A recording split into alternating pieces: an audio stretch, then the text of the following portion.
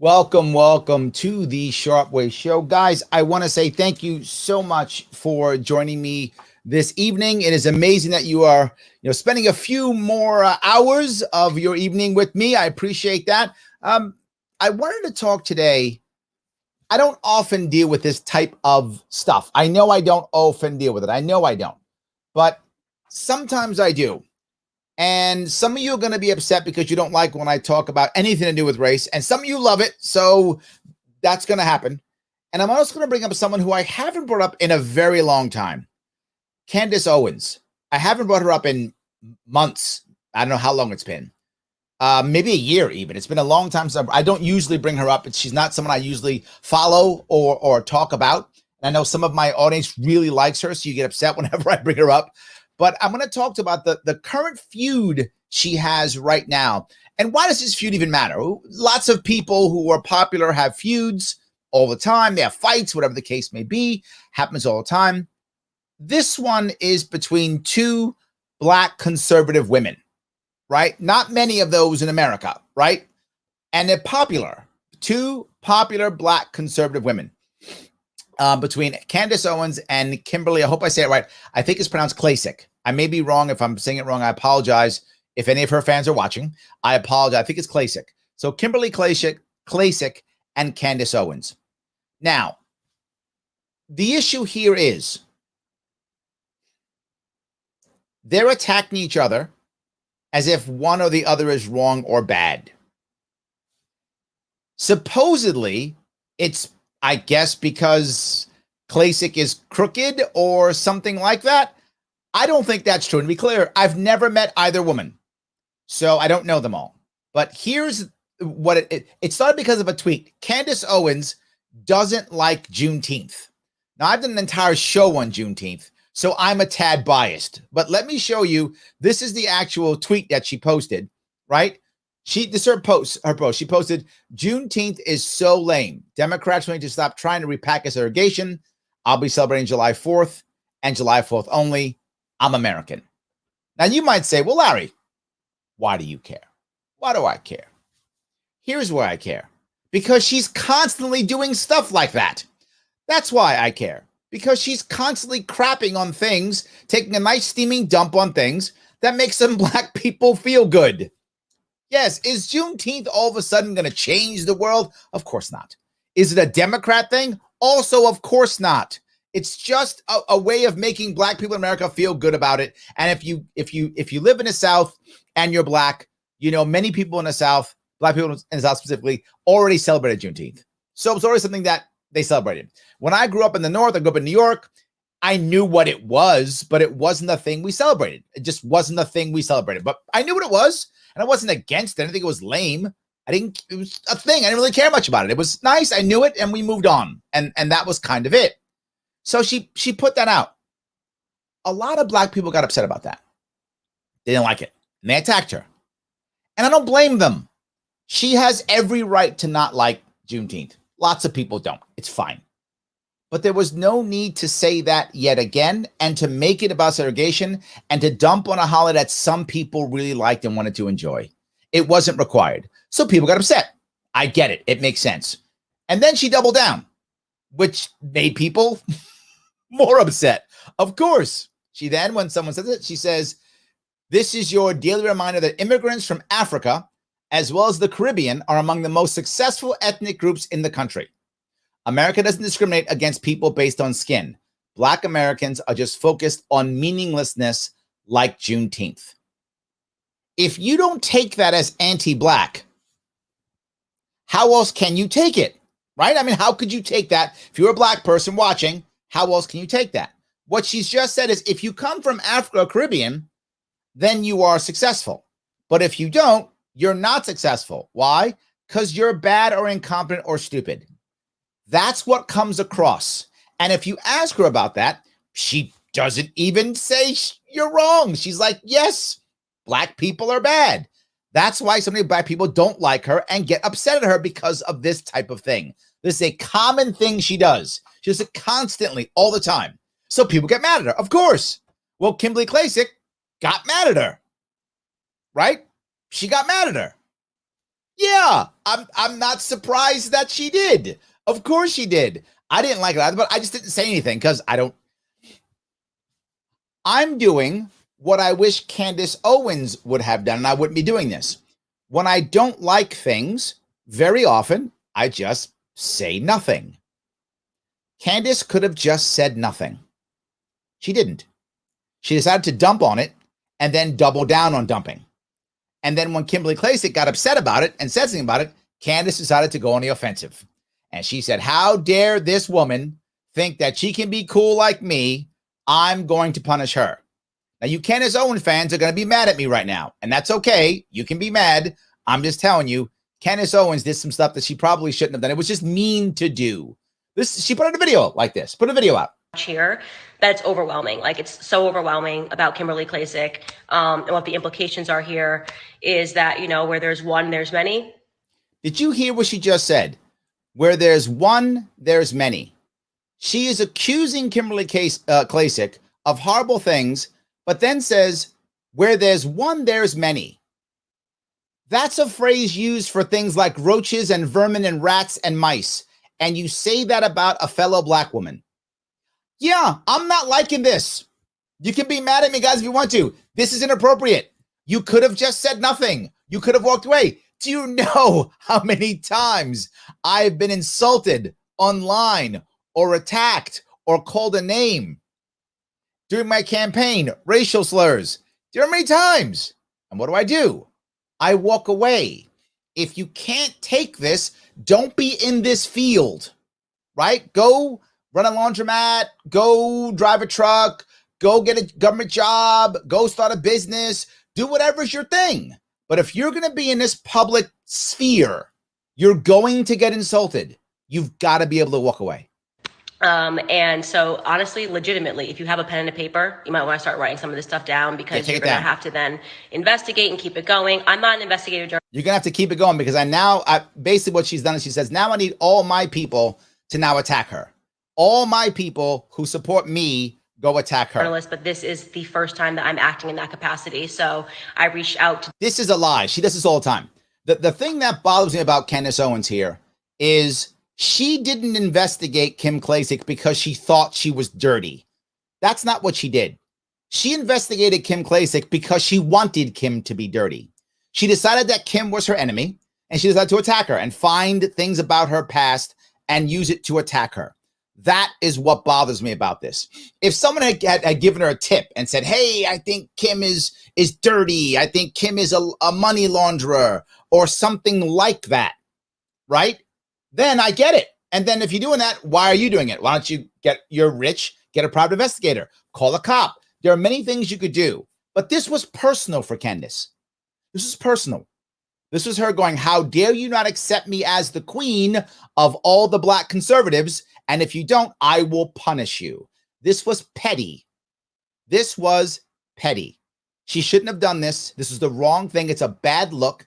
And I think in the long run, this is going to hurt her because this is not a good look and it's petty. But I don't think she can get it. I think Candace has a problem. She has to be number one. And if she's not, she starts becoming insecure and petty. She did this exact same thing. The last time I got mad at her, now I remember now, last time I got mad at her was last year, was George Floyd. When George Floyd was killed, when he died, the first thing she did was look into George Floyd's background. She didn't look into the officer's background. And there was another officer that was killed that weekend. I forgot the gentleman who was killed. Her words were, and this officer got killed, and he did everything right. How would she know he did everything right? She didn't look into his background. She only looked into the background of the person she wanted to punish. And this is Kim. To be forward, I don't know Kim. Kim might be a terrible person, and she might be a saint and a wonderful human being. I have no idea. All I'm saying is this is Candace bullying the new girl. This is Candace being petty and putting Kim in her spot. This is weakness on Candace's point. She has a team of people. Why is she doing it herself? Because I'm going to show you. This is a very bad look for her. And again, if she thinks that Kim is a bad person, you got people to do your homework. You got a team to go dig the dirt. You could do it. Call the cops then. Get a private investigator if you think she's actually dirty. You don't. You just want to punish her, and you have to make sure that she knows it's you. And that's the thing that's bothering me. She has to make sure that Kim knows it's her. Different people and, ask them to clarify what I was reading in terms of these documents to make sure that I didn't make any mistakes. And that was why I wanted to hold off on doing a live, because I didn't want to be irresponsible. And obviously the only reason I started this was because of what started as a petty Twitter feud.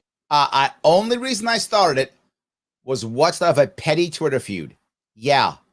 At least you're honest on that one. That led me down a path with so many twists and turns. You could have just walked away. That's one thing you could have done. You could have just walked away. I'm just like, what is happening? This is crazy.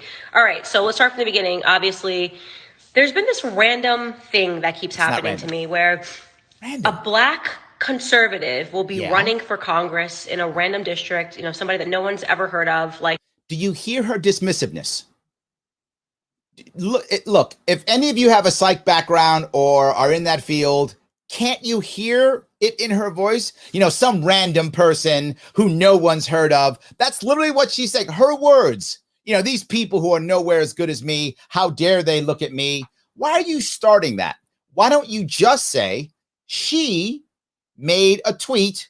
She tweeted at me based upon my tweet. You could just say that, but you don't. You've got to first put her down before you go anyplace. Great, awesome. Whatever. They do a catchy video. They raise a bunch of money, and somewhere along the line, they just start attacking me. Like, I'm not there. They don't somewhere attack you.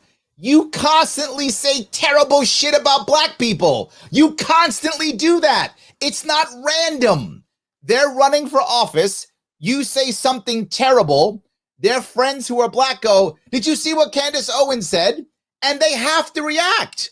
If you would stop saying terrible shit about Black people, they would stop reacting. It isn't random. You are causing it. The world revolves around you and it's random? Why are all these Black people mad at me? Could it be because I take steaming piles of crap on everything? Yeah. And you might say, well, Larry, she takes a crap on everything. Did she take a crap on, Columbus Day? No. I didn't see her doing that. She mad about Yom Kippur? No, she's not. Did she take a stance on Indigenous People Day? No, she didn't. She took a stance on George Floyd, Juneteenth. It's not random. Candidate they're running against in Congress, but they usually just kind of are trying to prove like I'm a different Black person than Candace, and I really yes, that is correct.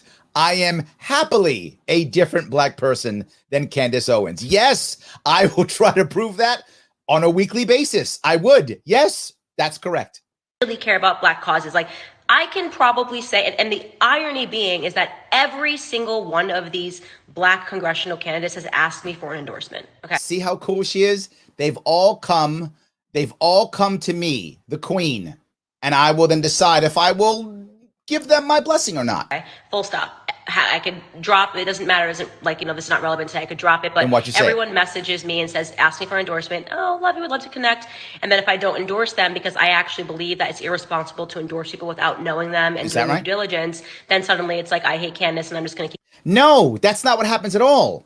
They ask you for an endorsement because you are a leader in the Black conservative community. That's a fact. Because you are powerful in the Republican Party. That's a fact. Because people like Tucker Carlson and Sean Hannity and the Trump family. So of course, if somebody is running as a Republican, of course they'd ask you for an endorsement. Of course they would. And they don't get mad at you all of a sudden when you say no. That's not what happens. They ignore you because you ignored them and they walk on and try to still become as powerful as they can. Then you say something terrible about Black people and they're caught in the crossfire. So you cause it's not because you didn't endorse them.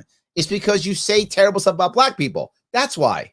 Keep hitting her. So this entire story obviously starts with Kimberly Klacik. She notoriously ran in Baltimore. I think she's running again. I don't think she will be after this investigation and this video. You'll fix her. But Did you hear that? She won't be running again because I'll take care of her. No, she just came after me on Twitter one day and okay, she says after see how full of shit she is. She says, once I don't endorse them, then they come after me. Well, Kimberly Klacik didn't. And then she goes, well, this happened after the tweet. She all of a sudden came after me. No, you took a steaming dump on Juneteenth, a holiday that a lot of Black people like. And you're Black. It makes people upset. If some prominent Jewish person took a dump on, I don't know, Yom Kippur or something. My Jewish friends, I'm sorry. I don't know how important your holidays are. But assuming that some Jewish person said that who was popular, a lot of Jewish people would be unhappy and they'd say, why are you saying this? What's wrong with you? You're one of us. What are you doing? Of course. Well, when you do it, yeah, it's kind of the same. Didn't come out of nowhere. About me saying that Juneteenth is a scam. It is. Again, dailywire.com/subscribe. Use my code Chrissy. And tonight's episode, I will unpack why Juneteenth is. Look at that. You're not grifting. Who's not grifting? Not you. Not you. You brought us into 3 minutes into the video, which is how you get your good, you get monetized. Got us in 3 minutes, right? 3 minutes. And then right after that, you said, hey, why don't you subscribe to my channel and I'll tell you more. Who's grifting? Not you. A scam being orchestrated by Democrats, and it's not about celebrating Black freedom, but she was upset by these comments and she made an allegation about me and said that, Candace doesn't do anything with the Black community. I'm paraphrasing here, but Candace doesn't do anything for the Black community. She's not around the Black community. Well, that's kind of true, but fine. And I basically responded and was like, listen, I'm not, a part of the group of people that are grifting hundreds of thousands of dollars from Republicans. The woman who literally just said, subscribe to my channel, Daily Wire, just now, then 15 seconds later, I'm not part of those grifters. Look, I want you to give me money too. Don't get me wrong. I'm all about it. But I'm open and I give you stuff for free anyway. And I ask you for money and I still give you stuff, even if you don't. Some of you support me, some of you don't. And you still get free stuff. And I find sponsors on my own so that I can still give you stuff. This woman literally just said, I'm not a grifter. By the way, subscribe. What? She's Queen Grifter. And it was this tweet that sent me on a search because she answered. The tweet sent you on a search. And I want you to look into this yourselves. She answered and she said, well, I said to her, like, I run a charity. I raise money for, Black people whose businesses were destroyed during the Black Lives Matter riots, because Black Lives Matter is all that matters for those people who were being evil. We raised over 6 figures for Black businesses that were destroyed. We obviously employ a ton of minorities. It's not a requirement. It just happens to be that usually, somebody on the ground will get super involved with Blexit, and then we'll say we should actually hire them as an employee. So right now, all of our employees, barring one, are actually minorities. It just, we're. Let me grab a couple of these comments. You guys have a lot of comments. Let me grab a couple of these if you want to. Christine says, I love Candace Owens. I'm sorry, Christine. I'm beating up Candace Owens today. I'm sorry. I still love you, but I'm beating her up today. She was mean and petty, and she shouldn't have done this. She should have walked away from this. She just shouldn't have done it. So, yes. James says, hello from Tokyo. Hey, James, what's going on? David says, Juneteenth should be recognized, but replacing 4th of July with Juneteenth, I don't support. I hope no one's doing that, David. I have not heard that, but I mean, that would be stupid, and I'd be totally against it. I really hope that's not the case. I think Juneteenth is a wonderful holiday for people to celebrate. It's good. It's nice. It's the end of slavery isn't a Black holiday, right? The sad part is it was, and heavily Southern based. Some people in the North did celebrate Juneteenth, but not many. It was much more of a Southern Black holiday in general, right? So it was. Now it can be an American holiday. It's awesome. We don't have slavery. Isn't that a good thing? If we're libertarians, we should be happy that let's celebrate. No more slavery. That's a good thing. I think it shows it's good that white people also are the ones who ended slavery. So we can give the white people some credit too, can't we? It's not just the Black thing. It can be every American thing. It's good. I love it. Rob, she says Klacik was committing fraud and laundering money. She does. She is saying that. From what I see, and I'll show you what I mean here, I think it's complete garbage. I think it's absolutely not true. I think it's complete garbage. It's total speculation. She's just trying to trash her donors. What some of you may or may not know if you spend time in this world, a lot of your world is based upon donors and sponsors. And most of them are heavy hitter donors and sponsors who will drop 5 or 6 or sometimes even 7 figures into your either campaigns or into your PACs or into your nonprofits. It's a common thing. And often they will also share donors, right? Because they're both Black conservative women, and people who care about Black conservative women issues will often want to support both of them to make sure that their issues get pushed forward. It's a common thing. So what Candace is doing now is basically trying to poison the well for her donors. That's why she puts the fraud and money laundering, because nobody wants to be in the middle of that if there is any. This was not an accident. This was an attack on Kim, but the point was not to put Kim in jail because there's no evidence to put her in jail. If there was, she would have called the cops. This was just to publicly shame her so that her donors would abandon her. This was an attack on Kim's money. So be clear, this was an attack on Kim's money. Christine says, Candace doesn't seem to have an off switch. That's true. I wish sometimes you just go off. It'd be better. So yes. Yeah. Fatima says, I love Candace, but it seems like she's bullying the new girl. Yes. Don't get me wrong. Candace, I'm not saying that Candace is always wrong at all. At all. I'm saying she's being a petty bully here, and she should just stop. And she should have stopped a long time ago. And this shows, in my view, a bit of a level of immaturity. She's picking on someone who's not her size, and she's purposely putting her down.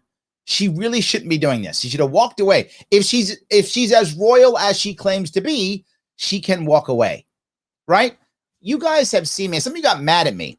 When I debated some people in the past, they weren't of my knowledge base or caliber. And that sounds kind of crappy when I say it that way, but I'm just how I felt. Did I beat them up publicly? No. I actually put the gloves back on. And some of you got mad at me. Why didn't you beat this person up? Because I don't want to beat somebody. I don't want to be a bully. I want to fight someone who's either stronger than me or equal to me. I want to, and I want to try to have real back and forth. I don't want to beat up somebody who can't fight back. This is what she's trying to do. It's the wrong answer. Dustin says, yeah, it seems like Candace is a little scared Kim was going to steal her following or something. See, I'm not the only one seeing this. I think in the long run, this hurts Candace. This is a bad move for her. It's going to hurt her. Tom says, I loved Kim's ads during her election. She should come over to our party. She'd be welcome. Look, I'm happy to have Kim over if she wants to.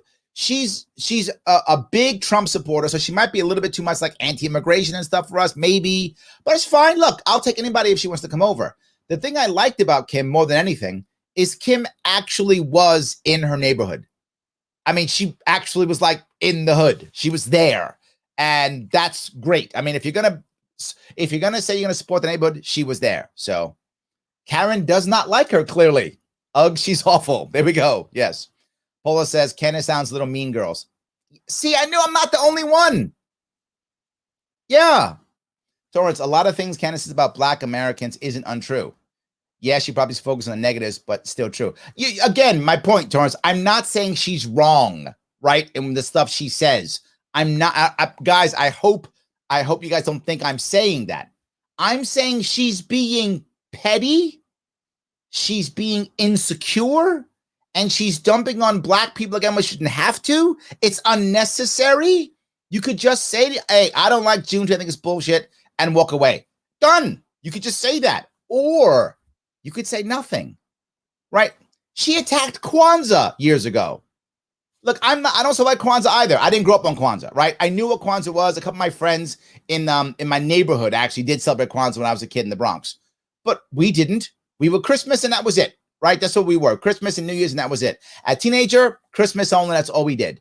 As an adult, a couple of times I was at a couple of households where they celebrated Kwanzaa. So I've been around it here or there, but it hasn't been a thing in my life. But do I hate it? Would I take a dump on it? No. Some people love Kwanzaa. Enjoy it. It's your thing. Good. And when I'm there, I'll bring the corn. I'm there. We'll have some corn together. Oh, good. Right? I literally had a Pan-African flag that I would sometimes bring over. So do I still have it? I might still have it. I don't remember if I still have it or not. But yeah, so like I get Kwanzaa. I've been around it, but I'm not dumping on it because I don't celebrate it. And that's my point, Torrance. It's not whether what she says or is talking about the Black community is true or not. It doesn't have to be so vitriolic. It doesn't have to be so dismissive. She literally used a phrase earlier where there's many, which people use to talk about rats and rodents and roaches. You don't have to be that bad. You just don't. It's not required. That's really the issue. It's just not required, right? And I guess that's That's my point. It's just not required. In over 30 states, we have state leaders all across the country. Now she's talking about how good she is again. Is that working? Is everybody? I got to hear how good she is now again. Paused. We get it. You're the queen. It's fine. Better service. I don't want to start this and then have people say that they can't see. Let me pop up to the next piece she brings up if I can. So yeah. So basically, you know, Blexit. We're having an event this weekend. Let me move forward to the piece she talks about here. 2014 filings, but the pictures look like she's picked up a ton of clothes. So in my head, I'm like, she's talking about filings she looked for companies that she supposedly worked for. And she's looking at these filings for when they filed, how they filed, not realizing that last year, everything shut down. You can't file. Like, okay, like she probably is running like a little bit of a charitable scam. Like that was my thought. Like that's my. She's probably running a charitable scam. That's what she says. Opinion, where she's just picking up clothes and selling them on eBay and pocketing the money. And that's why she doesn't want to give me any names. Literally no proof of this whatsoever. None. She just said she's probably selling clothes on eBay and pocketing the money. Zero proof of this. Or anything, but like, who cares, right? This is like petty stuff. Like, in terms of the scheme of things, running a charitable scam for 10 years, you know, it's bad, but doesn't. Running a scam for 10 years on no proof whatsoever. Race of a level of like, oh my God, this is crazy. So I asked her to come on the show, and she was very hesitant and said she was booked until August, and like. Oh, see? Now here we go again. So I said, come on my show. The queen has summoned thee. Come to the court. And of course, Kim was smart and said, I don't know if I want to go to that court. That's going to be the red wedding. I'm going to go there. I'm going to be arrested and I'm going to have my head in the pike. Maybe I don't want to go to the queen's court. And the queen got pissed off. How dare you? All this stuff. And so I asked her if September would be better. When I said the word September, she freaked out, and it was so weird. And she was like, that's not funny. And I was like, what's not funny? Like, you just said you were booked till August. Can you do September? And she said, oh, it was this whole legal battle I had. Like, never mind. Which brought me to find, after I was looking into her charity. So it's now she's looking into the charities now. She's looking into everything. Why are you looking into everything? A clip on The View, of all places, where Sunny Hostin is commenting on Kimberly Klacik, and she says, like, all I'm going to say is September. Is it September? I'm paraphrasing. Is it September? And I was like, what is with this word September? Like, why is this like a Kimberly? Like, I want to be clear. Candace Owens is married, child, business, places she can go to, her own show on the Daily Wire, all these things. And she literally, I'm going to be clear, and she thought the right answer is to spend her time, her personal time, looking up stuff on Kim. I just want you to think about that. She's a multimillionaire, and her hubby is a hedge fund guy. So hubby, tons of money. He's got money. She's got money. His family's got money. It's not like they don't have cash. You don't have staff that can do this. You don't want staff. You got to do it yourself. Klacik buzzword. So I do a little digging, and I find out that Kimberly Klacik was a stripper named September, and that her husband was the manager of the strip club. It's a strip club in in the Baltimore region in Maryland. This is true. She was a stripper. It's true. Yep. And allegedly they met stripping, and like she was the person who helped bring a lot of strippers into this club. And so I thought, wow, this is really interesting, because this person attacked me and said that I am a bad look for the Black community. I'm not good for the Black communities. I don't want to celebrate Juneteenth. And yet the debauchery that happens at a strip club, the vulnerable women that are at strip clubs. Did you see how horrible this woman is? Do you see how horrible this woman is? What she's just said, it's funny, this woman who's a stripper, how dare her talk to me, the debaucher that goes into strip clubs. I'm a bad look. What about her? No, Kim is look, I don't know Kim, but I'm going to tell you. And if you don't know this, you don't know any poor community, to include the Black community, but to include any poor community. There's a lot of women who will do whatever they got to do to feed their family, particularly when their men go away, either in prison or they're gone on addiction or whatever the case may be. And sometimes that includes sex work, which means stripping. Yeah, it does. Sometimes it means to feed their kids. Sometimes it does. Sometimes it's the only way to get themselves better. Sometimes it's the only way to control their own money so they can go to college. You know that joke about, I'm paying my way through college. They've done studies on this. Give or take between 25 and 30% of strippers are actually in college. That's a real thing. About a third to a quarter are actually in college. Women doing what they got to do to pay their way to become better. And here comes Candace Owens taking a dump on them again. Yeah, Kim didn't come from money, so she stripped to make some cash. In fact, you may know this, about 20% of strippers are single moms. Yeah. Why are you dumping on a woman trying to make some money to move herself ahead? And because debauchery in a strip joint, so she's a terrible person. She's making money. She's hustling to make some money. I get a little upset because the idea of someone trying to act like some woman doing what she's got to do to move herself forward. I mean, a woman went from strip club to running for Congress. Again, I don't know Kim personally, but just a woman's gonna do that. You should be like, well done. Well done. Good for you. Instead of taking a dump on her. And the idea that you married someone who is the manager of the club kind of seems like maybe something relative that Republicans. Yeah, see, that Republicans should like strip club managers because, strip club managers, I guess, are Democrats. Is that how that works? Look at how her nose is physically up. She can't even, she can't. Oh, I am so much better than these peasants. I'm so much better than these peasants. I didn't know Kim. Now I like her. Like, I don't even know. Kim might be a bad person. I don't know her at all. But now I like her now just because of this. And should know. None of them know this. And you've raised $8.2 million talking about family values. And here, Candace Owens is asking fellow conservatives to look into Kimberly Klacik for fraud. She's been attacking Candace. So Candace is in the investigation on her to find out why. That's what it says on the right. This is her people saying, go after Klacik. Go after Kim. Find out. Look, if I'm just asking questions, I'm just destroying her donor base. I'm attacking her money. This is petty, horrible stuff. And I researched to confirm that her husband was the manager of the club. It was an old listing in the Maryland page. And why does that matter? So being a manager of a strip club, is that now a bad thing? Is that now terrible too? Are those people unworthy of talking to you now?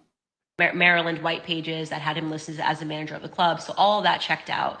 And there were pictures of her in the strip club, a lot of pictures of her in the strip club, about 5 pictures, plus a stripper of her holding a picture of her holding a bunch of singles, which I will maybe post later. Why would you post that? Why? If you're a stripper, you get singles. That's how you make your money. That's how you pay your bills. But it's a picture of singles. What'd you expect? They're going to swipe a credit card? What are you going to do? That'd be interesting, but no. And she's just holding a bunch of ones, and she's in a very suggestive outfit, and she's in front of the strip club. She's a stripper. She's in a suggestive outfit. Yeah. Look at her. In front of the strip pole.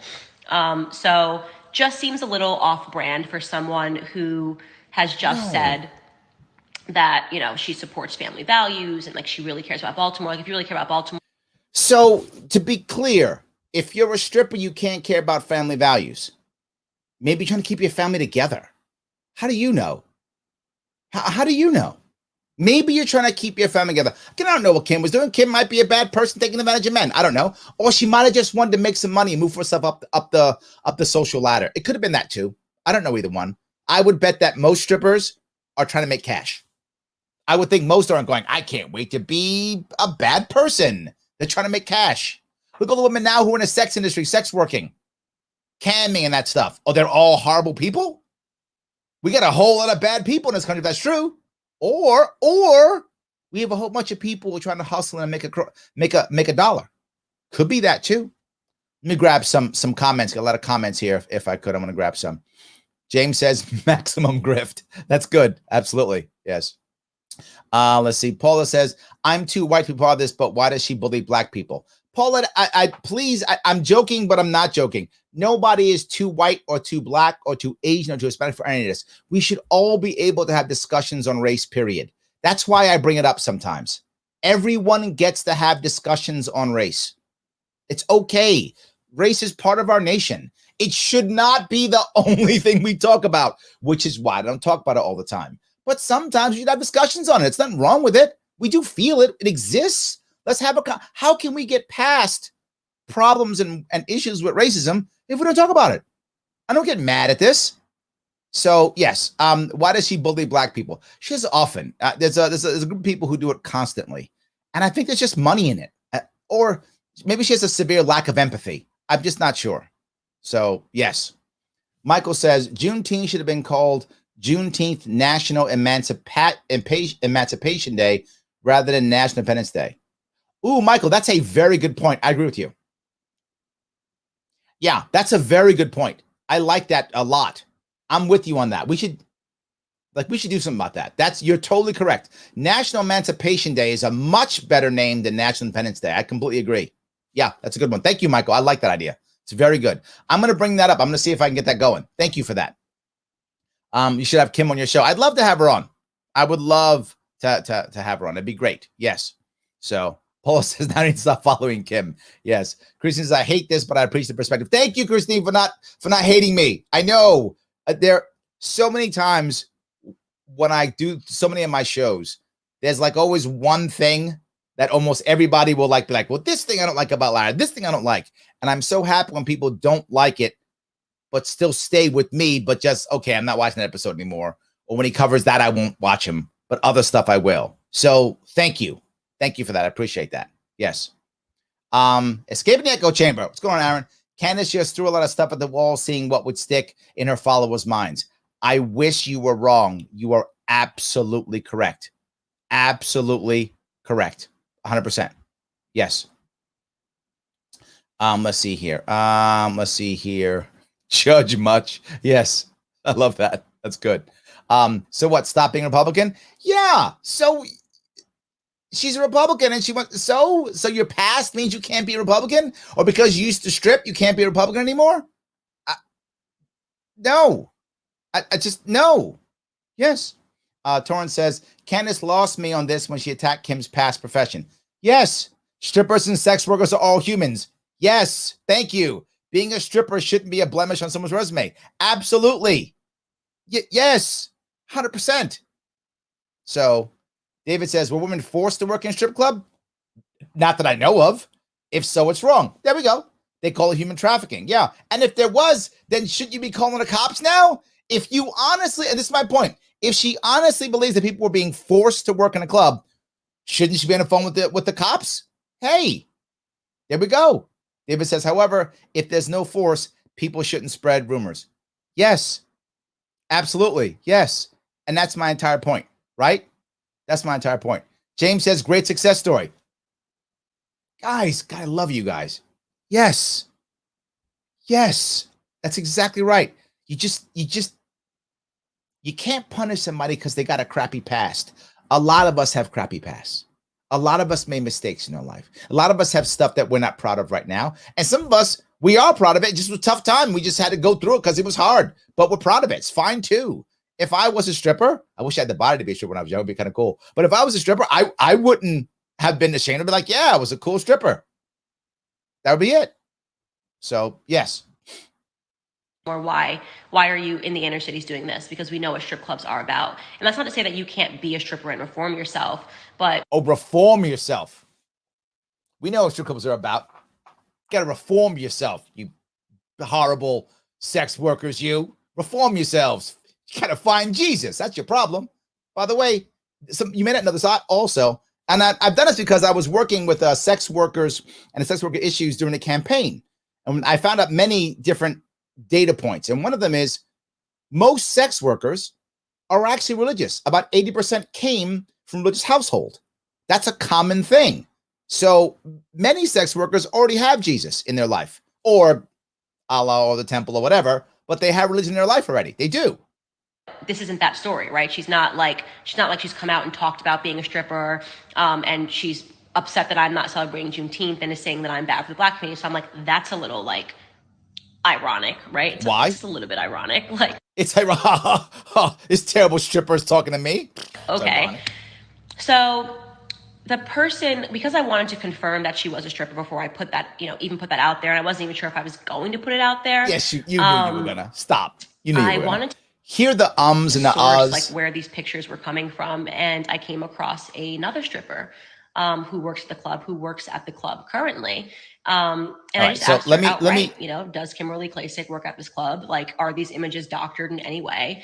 And why would you care? Do that? Yeah. And that's a very serious allegation, because you're talking about people that are being corrupt with money. And you're talking about a lot of Republicans who got scammed. And this actually, like, Republicans got scammed. I don't really know if I'm going to report on the stripper thing, but then when she said the thing about using campaign money, I then kind of said to myself, what's really funny about.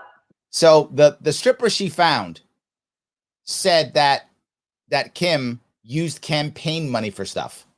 So how would the other random stripper who works there, how would that person know that the money being used for whatever it was being used for was somehow campaign money?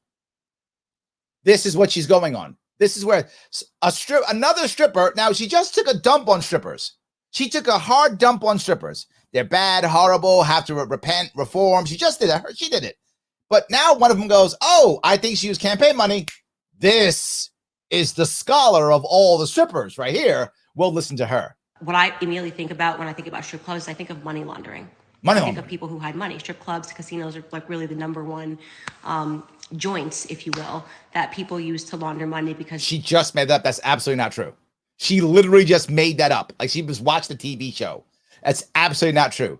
Top 3: laundromats, restaurants, car washes. There was a reason why in Breaking Bad they used a car wash, because that's a common thing. Laundromats, car washes, and restaurants. Those are the top 3. Casinos are not the top 3 for money laundering. There's a gaming commission. It's absolutely not the top for money laundering at all. That's made up. That's not true. Neither are strip joints. They're not the number 1. They're very, into cash. It's like, they're cash-based business. And okay, you can buy stuff on credit card in a casino, can't you? And so in my head, I thought to myself, okay, the charity was a bit weird. Seemed like a weird thing to have that wasn't going. So that seems a bit finance buggy, weird. And now we have the stripper claiming that she wasn't using her campaign funds appropriately. So obviously So the stripper says, see, I was watching. I was in the books and I was checking this out. What? Step, to me, the obvious step, and this is where it just gets crazy. Oh, before it was okay. Now it's crazy. Let me just look at her filings. Like, she just ran for Congress. I'm like, the stripper can't make this allegation. I should be able to see some weird spending on her FEC report. So to be clear, she did this. I ran for office. I don't know if I've ever seen an FEC report. That's why you have people who work with you to do this. They're good at this. They do this. I created policy. Lots of it. You guys see my policy. Tons of it. I'm not reading the laws personally. People help me. My team walks me through it. We discuss it. You have a group that does this to create good policy. It isn't me magically coming up with policy. I wish I could. That'd be awesome. It isn't me it's a group of people getting together, and that's why you have teams and you work with people.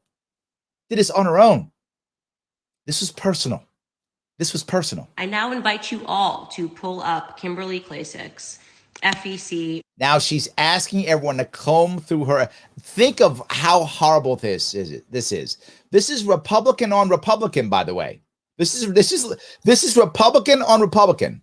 Black conservative woman on black conservative woman asking another one for her army to go through someone else's FEC files to find problems. This is hurtful. How do I know that? Because the people who went through my FEC filings when I was running were other libertarians who were mad at me. Exactly the same thing happened. I got backstabbed by libertarians. She's getting backstabbed by her own Republicans. Disbursements report. You just have to go to literally fec.gov. Tell them how. Easy to use. Probably the only easy website our government has. And you can look in the search bar and you can type in Kimberly Klacik. Think about this. It'll pop up and it will show you every single dollar that she has spent in her campaign, because they have to. The irony being that there was all of this firestorm that the left was looking into her campaign financing because she notoriously raised about $8.2 million because of that video of her strutting down the street. And it's a late game in life for, like, you know, a 40-year-old woman. She's 40 years old, decided she wants to run for Congress and be this vocal Republican. And she raised all of this money, and the Washington Post and all these people were looking into her finances. And now, if the Washington Post, let me go what she just says, all these people were looking into her finances. Okay, where are the charges? Why isn't she in the perp walk? Why isn't she in handcuffs? Why isn't her accountant or her treasurer in handcuffs? So they all couldn't do it. But Candace Owens, you're gonna, though. You're now admitting that they all looked through her stuff because she was doing well. So they went after her and nothing. But your army, you're going to get it. This is not an attempt to put Kim in prison. This is an attempt to make things so painful for Kim's donors that her donors abandon her. This is an attack on Kim's money to knock Kim down a couple of notches and to show everybody else around that Candace is the queen. That's what this actually is. If there was actual crimes, don't you think Democrats would have already put Kim in prison already? I mean, they're still investigating Trump. They wouldn't have gotten Kim? Come on. Of course they would have. This is an attempt to get rid of her donors. And sadly, it might work. It might actually work. Steve says, sorry. Permanent record. Okay, scratch it. Sorry, something different. I apologize, guys. That was the wrong one. Let me see if I can grab that one. Here we go. Steve says, I have nothing in common with the situation, but I hope when I get my life together, nobody holds me hostage to every bet that's been made in the past. Yes. Absolutely. Yes. Just when you think she can't be more awful, she fully jumps the shark. Yes, that's good. James says the strippers care more about Baltimore than politicians. Yes, because they live in Baltimore. You're right. They absolutely do. Yes, absolutely. That's funny. Paula says, Jesus said to the priests, there will be prostitutes and publicans ahead of you in heaven. Got to be careful about arrogance. God may ask you why. Yes, absolutely. Yes, 100%. So the real hustlers are in Congress these days. Also true. Yes. Jamie says, Candace is getting jealous because a better looking woman is taking her spotlight. I don't think that's it, right? I mean, maybe. I don't know Candace, but I think it wasn't because better looking. It was another black conservative doing well who wouldn't bow to her. This is petty. Absolutely. This is petty. Yes. Sam says, poverty is a vicious cycle. I can't blame anyone trying to claw their way out of it. Yes. Voluntary transactions should not be demonized. Sam, yes, and double yes. Exactly correct. I completely agree. Yes. JB says, I don't know what that is. Should have something, this Larry Sharpe destroys Candace Owens over Kim. I think titled maybe? Should have titled this Larry Sharpe destroys Candace Owens over Kim controversy. Larry is fine to own a few multimillionaires on occasion. Once in a while. Yes, absolutely. Maybe I'll change the title. Maybe I'll change that. Maybe I will. Steven says, so people can't change? Thank you. Of course. Michael says, Candace is annoying. She has a very high and mighty too good attitude. She's just annoying. She's always talking down to people. That's what bothers me, right? To Torrance's point, and I think Christine too, she isn't always wrong. That isn't the point, right? Sometimes she's right on the money. But she says it in such a condescending, vitriolic way. It's hurtful, particularly when there are people who are trying to pull themselves out and they hurt. Karen says, one of the best friends of Christ himself was a sex worker. That is true. Absolutely. I would say Jesus' best friend was a sex worker. It's true. Absolutely. So, all right. Jeffrey says, I usually like Candace. This is a bad look for her. And that was my point, Jeffrey. I don't know if you've been on the whole time. This is going to come back to bite her. She looks petty. She looks silly. She's being a bully. It's a bad look for her. She should have just walked away. She should have just said, you know what? I'm out. Whatever. I'm going to go do my thing. Yes. Anything for notoriety and press coverage, I guess. The problem is Candace Owens never apologizes or backs down from anything. She never admits wrong or anything. She didn't even back down from the Hitler quote she did, whatever that thing she did a couple months ago. Just never. Absolutely. Sam says, I love my conservative friends, but where is the path to redemption? Yes. Isn't that part and parcel to the ideology? I really hope so. I really hope so. Yes. Thomas says, I'm playing the stripper game. Every time she slips it in, I take a drink and could kill us even more. I like that. Yes. That's very good. That's very good. All right, let's see if I can grab a couple more. Paula says, wow, Candace knows a lot about stripping. Should we look into her past? I wouldn't care, though. I kept looking at this company that had gotten the most money out of her, like, yes. $4 million. And it actually is a legit company. That's what they determined from all of this search. Like, I know the company. Yes, people searched. It's a legit company. So, by the way, I skipped past it because it was a little bit boring. The claim is that I'm not joking, that she spent the money on cocaine. That was the claim. So Kim Klacik literally did a drug test and posted it. She's clean. She posted a drug test over this because she was worried that her donors might think she was on drugs. That's what happened. Kim got so afraid of losing her donors, she thought that she would have to post a drug test from this because the claim was she spent the campaign money, hundreds of thousands of dollars, on cocaine. I'm not joking. This is what Candace Owens is saying. Company, I'm aware of it. So like that actually wasn't shady. It was just that company got lucky because of the way that they structured the campaign. And they got a ton of money. And so the Washington Post kept looking at that company and they never looked at any other company on her sheet. Maybe because it didn't matter. Oh, you did. You found it. The first thing that jumped out at me, I basically just sorted it by the most, the biggest checks that she wrote. And that were. Okay, by the way, she doesn't write the checks, to be clear, right? This is the thing that what Candace Owens doesn't know is how to run a campaign. She's never run for anything. She doesn't know how it works. When you're in a campaign, and those of you who run before, you have a treasurer, right? You're not writing checks. Your treasurer's writing checks, right? If you have a team, sometimes even your marketing person's writing checks even, right? They might be on the account or they might have access to credit card, right? They might be using credit cards. My marketing team had a credit card, right? So they were using the money as they saw fit on Facebook ads and such. So it's not like she's writing the checks herself. Offered her company and she pays her manager a ton. Okay, fine, totally fine. Manager / treasurer. But the first treasurer, thank you. Manager / treasurer. You're literally forget it. Really jumped out at me on the FEC reports. Again, you can look this up yourself. Please was that on November 5th, after the election, she wrote. They wrote off a disbursement for $119,000+ Yes. Okay. Very often the bills for the campaign come in after the campaign's over. You still got to pay people you owe, right? Vendors bill you, and you don't always get the bill until after the campaign. You still have to pay your bills. So after the campaign, because the bill came in late. To Pearl Events, that was the name of the company. And if you look at the receipts, she wrote it as a meet and greet.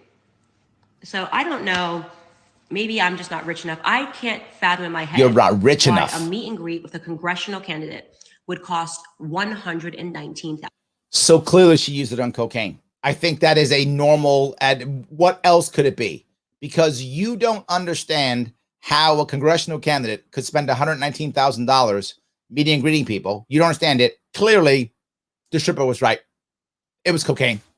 Yeah, makes total sense. So destroy someone over it. That makes sense. I like that, Candace. But I tried. In my head, I said, okay, maybe this is for the whole season, and this is the only firm she used, Pearl Events, and somehow they, are saying it's $109,000, which sounds like a scam to me, like Pearl Events. Of course. But then I look further down in her receipt, and she's got tons of meet and greets, and they all cost $1,000, $2,000. Like, that sounds about right.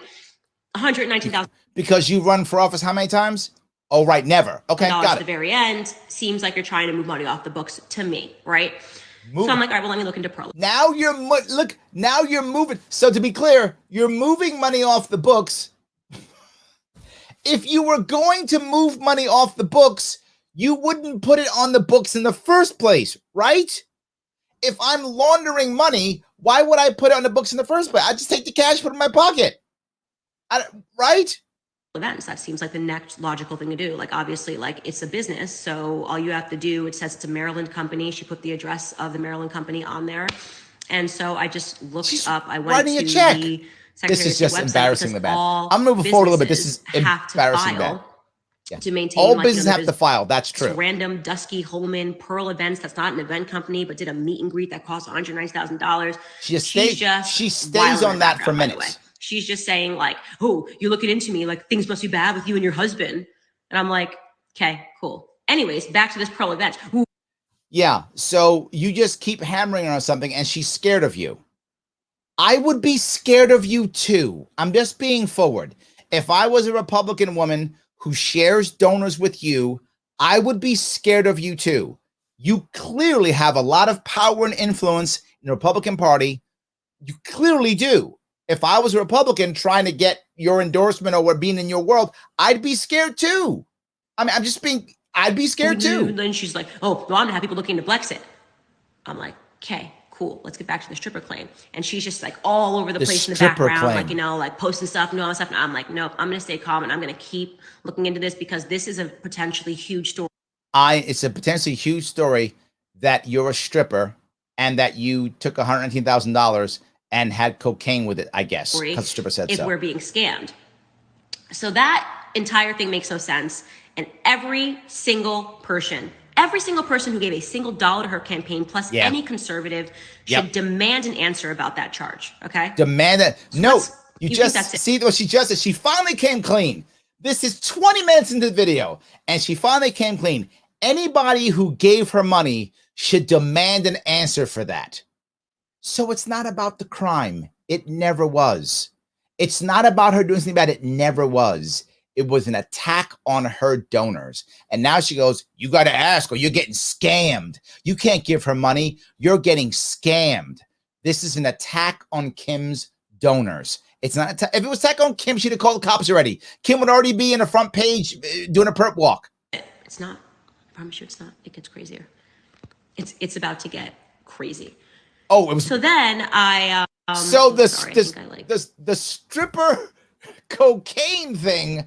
That's whatevs. Now it's crazy. Okay. Accidentally comments on my own thing. So then I keep looking at it. Her reporting. Kim's got a lot of space in your head right now. She's renting space in your head like there's no tomorrow. She is renting. And the funny part is, Candace has no empathy and no self-awareness. She doesn't understand how bad she looks right now. She is so concerned because she is absolutely, she lacks self-confidence so much and is so insecure that she has no self-awareness of how she looks right now. And she's telling you, and I just spent hours and hours and days on Kim Klacik. Why do you give a damn about whether Kim Klacik was a stripper or not? Don't you have like a TV show to do or something? Don't you have other parts of your life to live?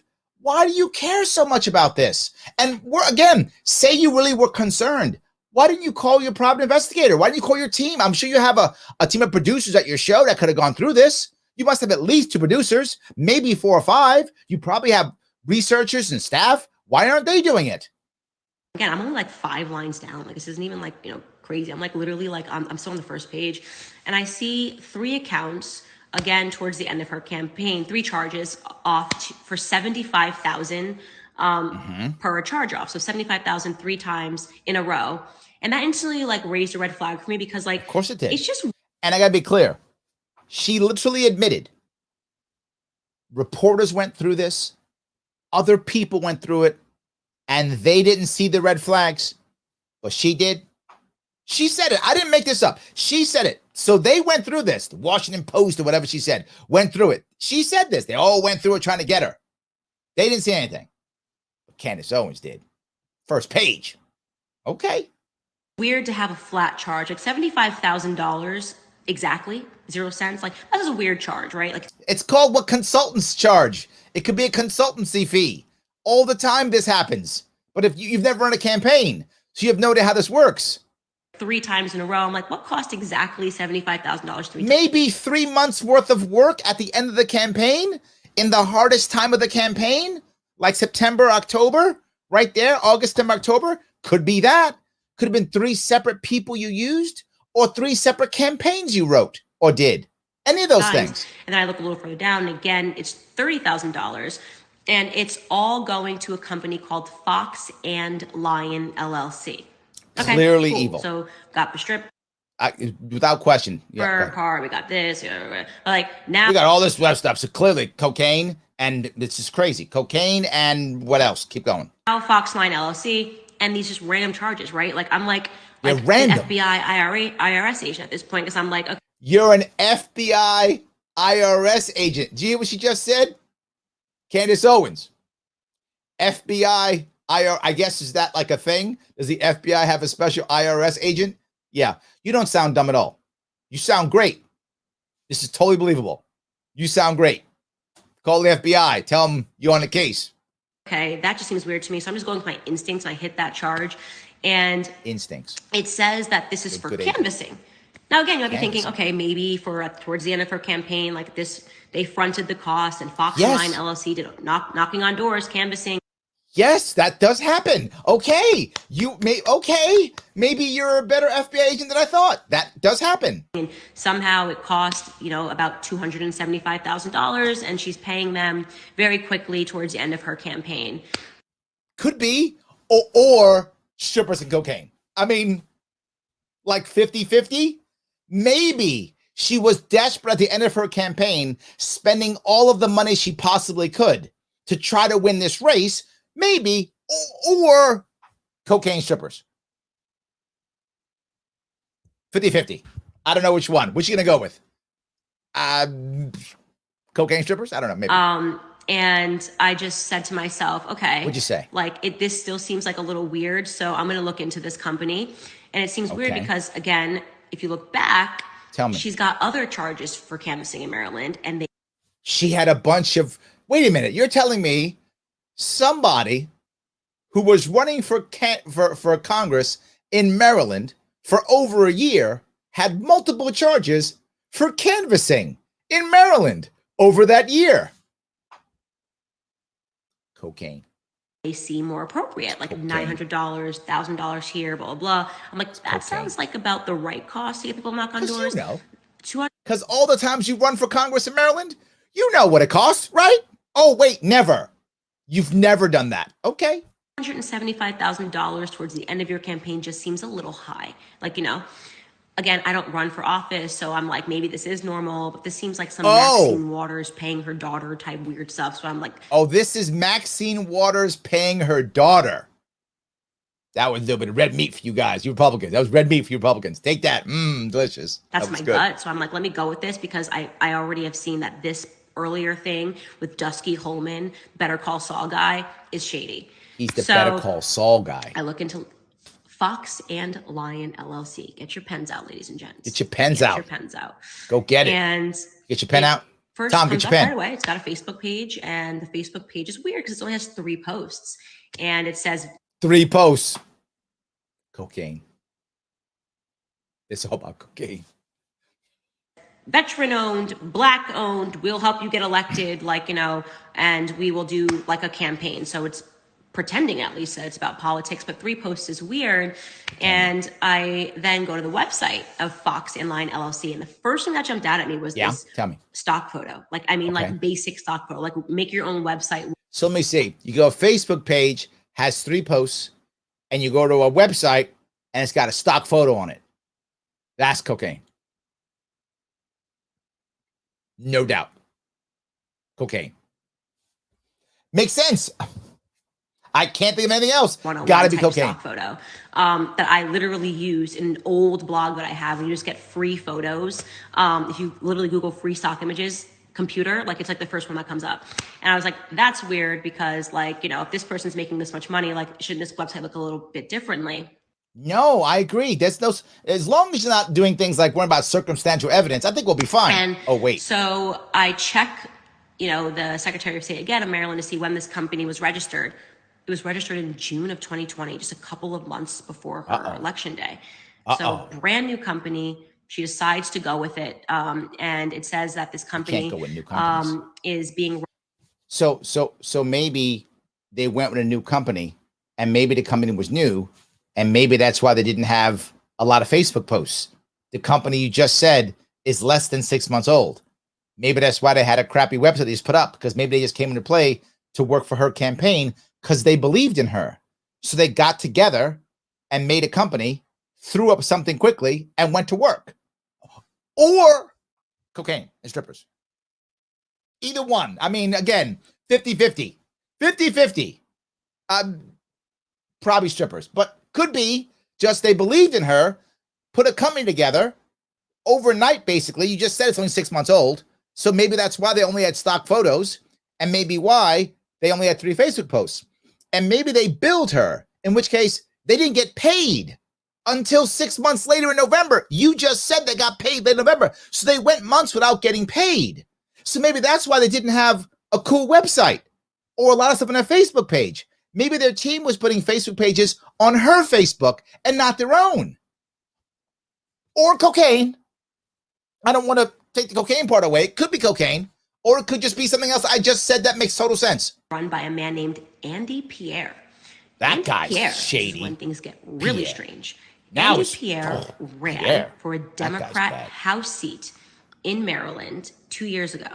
So wait a minute. You're saying that a woman who's running for Congress in a Democratic-dominated district would hire someone who's a Democrat? What? What? Are we nuts? So she's hiring Democrats. So she can talk to Democrats? Well, technically 3 years now. In 2018. So, 2 election cycles ago. And I thought, why would she hire a Democrat, to talk to Democrats in her district that is something like 70% Democrat? That I would too. I would too. Anybody who knows, if you're running in a red district and you're not a Republican, you better hire some Republicans to figure out how to talk to Republicans. And if you're running as a Democrat, and if you're running in a Democrat area and you're a Republican, you better hire some Democrats to figure out how to talk to Democrats. This is how you do things. How dare you give money to Democrats? And give them all of this money. And I look at the website, and the website claims to have helped people in the past be elected, all of them Democrats, like the Honorable Judge something Talmadge. But when you click the links, they're all broken. And I was like, that's weird, Fox 9 LLC. No doubt. Cocaine. Cocaine, man. And there's no way you helped get this person elected because that person's been in office for a while and you have only been in business since June of 2020. Unless the people who run the company were consultants before.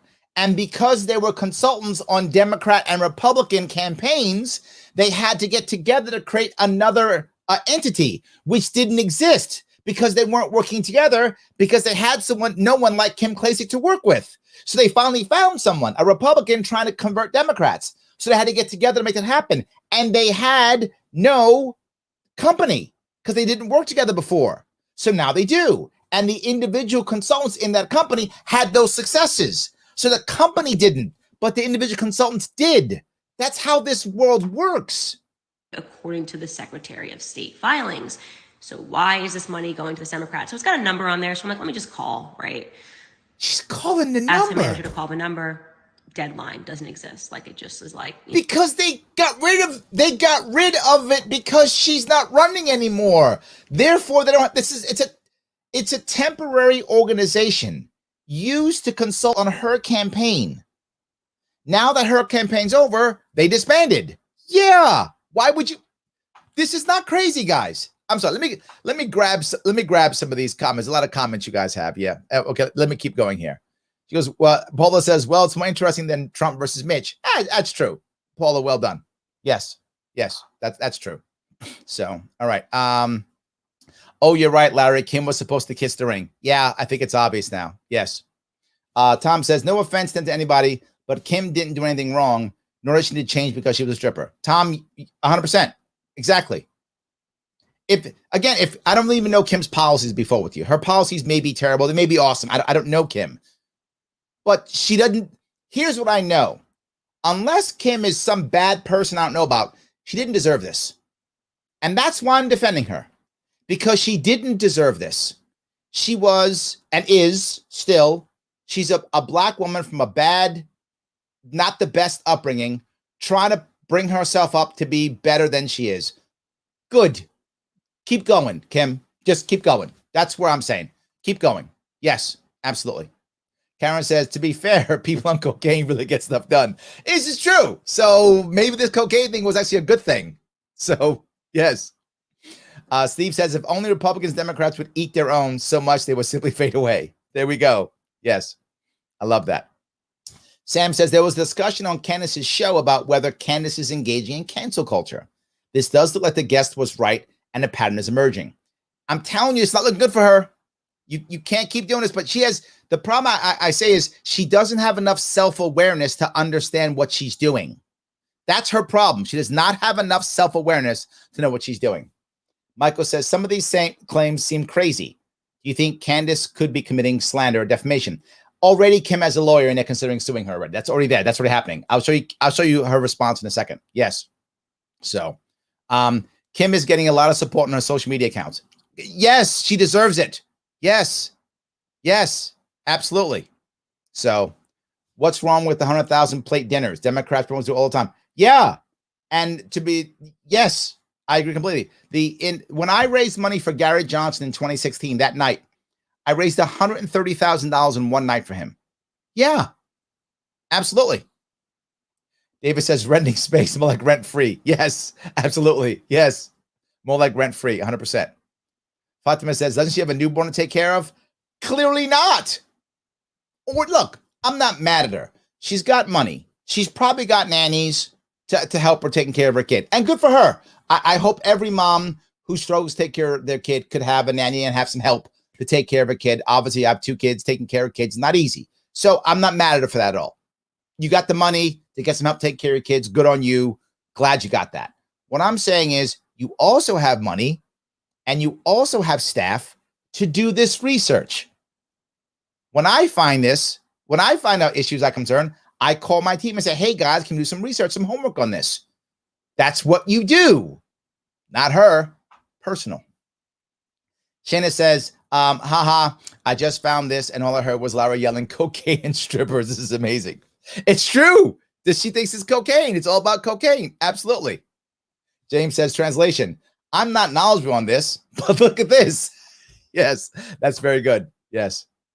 Tonight on Larry Sharpe, strippers and cocaine. Can the two make a good political campaign? 207. That's so like my next show, Jamie. That's like my next show.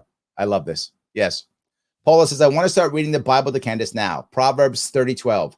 There is a kind who is pure in his own eyes, yet is not washed from his filthiness. Like that. Yes, I like that. I think she's insinuating money laundering, campaign money. Yes, with this lion company. Maybe I'm wrong. And I'm agreeing she is. And my point is, they've already been checking this out. Wouldn't this already be done? Right? They would have already done this already. Yes. Torrance says, Candace hates strippers and cocaine. What a party pooper. Yeah, you don't want to party with Candace, do you? She'd be boring, Torrance. She'd be very boring. Yes. Larry, great show, but Candace is making me crazy, and this is even funnier than your Cuomo tirade. Thank you. I appreciate that. Yes. Sam says, campaign finance is a joke. AOC gave $1 million to her boyfriend in consulting fees, and the campaign money was commingled with Justice Democrats and similar PACs. Zero was done. Corruption is the norm. Yeah, I think there's a lot of that, right? There's a lot of that. 100%. There's a lot of that. So, Shauna says, Candace Owens is just a negative energy. So she is, that's true, right? This goes back to what Torrance was saying. It's not that she's wrong. She says some things that are right. It's not that she's wrong. It's just she's so negative and so condescending and so vitriolic. That's the issue.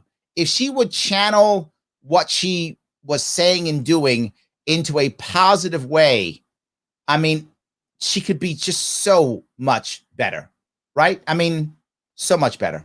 So, this is like a Dave Chappelle show episode, only funnier. Thank you. James says, if anything, she went from a respectable career to the least respectable career, politics. I know. More respectable to be a stripper, isn't it? I agree. Yes, it's very funny. All right.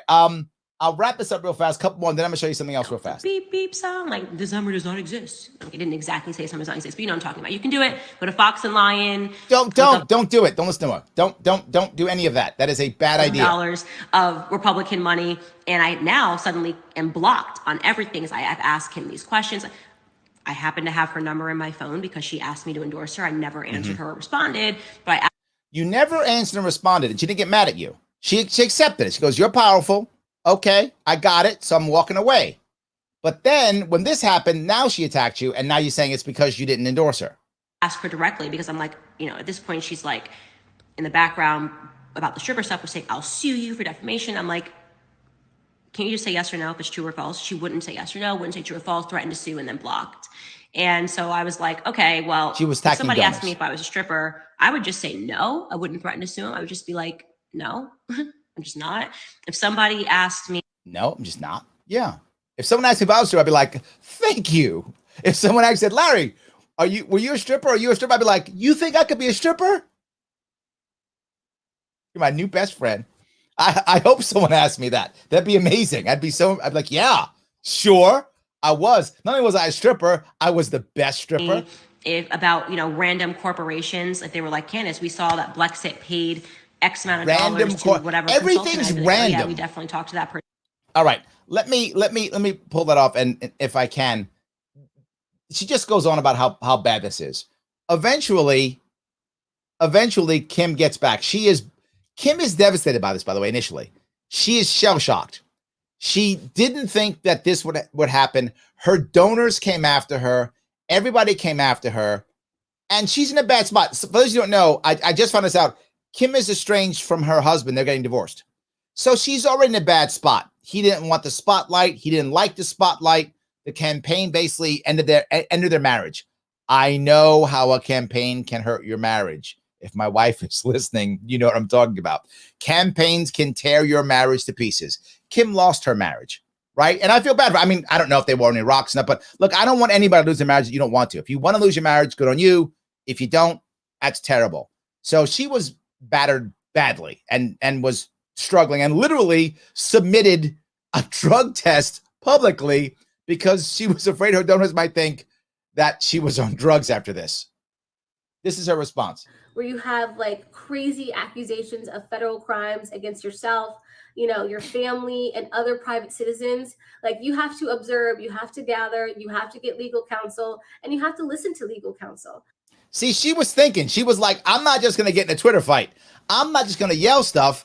I'm going to get a lawyer because this is Candace Owens. She knows the Trump family. She knows people. She's powerful and she's got money and an audience. I can't fight her. This is Goliath and I'm David. You can't just start, going out there and be like, oh, I did it. Like, I think people want to see like this social media fight, and that's just not going to happen when it comes to me, right? I'm almost 40 years old. Like, it's just not. I'm a grown woman. And so, when some people ask, well, why did you block Candace? Mm-hmm. Before I blocked Candace, I asked her if she wanted to go on Instagram Live and hash out whatever she wanted. Wanted to go on Instagram Live, right? Now, if you know these women, if she's putting it out like that, she says, let's go on Instagram Live and hash this out. What she didn't want to do, and I'm telling you, Kim was smart for this. And I feel like I don't know Kim at all. I don't know. I've learned more about her now from this video than anything else. Kim didn't want to go to when the Queen summoned her because she was afraid that she would get her head lopped off. So she was afraid. So she wanted to go on Instagram Live so everybody could see it, right? So that she couldn't just get her head lopped off and then they would chop it up in editing and they would own everything, right? She didn't want Daily Wire to own everything and she'd have no ability to defend herself. She wanted to go on Instagram Live. Smart move. To hash out. She didn't want to go. She wanted to do it on her show because we all know to watch her show, you have to subscribe. Like, you wouldn't see it for free. You have to subscribe. Yep. And then that helps her, with her ratings and helps her. Yeah, and they also own it and she can't show it. And whatever she says is owned by them, Daily Wire. Yeah. Kim was smart. She's like, I'm not going into that's an ambush. I'm not going there. And of course, all Candace wants is the grift anyway. So she's like, you got to come on my show so that people will pay me. Otherwise, no. And Daily Wire, get money. Like they need more subscriptions for people to watch the show. And so that's what that was about. And for me, I said to her, if you're really about, me answering any of these questions, even though you're not a journalist, let's just go on Instagram Live. There we go. She refused to do it. I then got a call from a donor that we share. Now, didn't I tell you about this? Right? This is common. It's in the libertarian movement too, by the way, right? This isn't just them. Our pool is small libertarians. So many of us libertarians, we share donors also, right? Donors who support one candidate, support another one. It's a common issue, right? So we do have that problem sometimes, right? We're small. Hers is small too, because in her one Republican world, there are also Black conservative women. And those are certain issues that certain Republicans care about tremendously. They also wind up sharing donors. So what Candace was trying to do was attack her donors. And it worked. Her donor called her. The donor that we share said, please do not go back and forth with this girl. He said, if you can, just block her. So I blocked her. I didn't think anything of it. Now this shows that Kim is a little bit naive on this one. For those of you who don't know, if you played this game before with donors will always, this is a normal thing. It's not a good or a bad thing. It is. And if you run for office, you know what I'm going to tell you.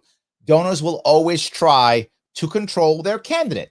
That is normal. That's how it works. They will always try. It is up to a candidate to know when to listen and when not. Sometimes you got to tell your donor no. Sometimes you tell your donor yes. If you always say yes, you're in trouble.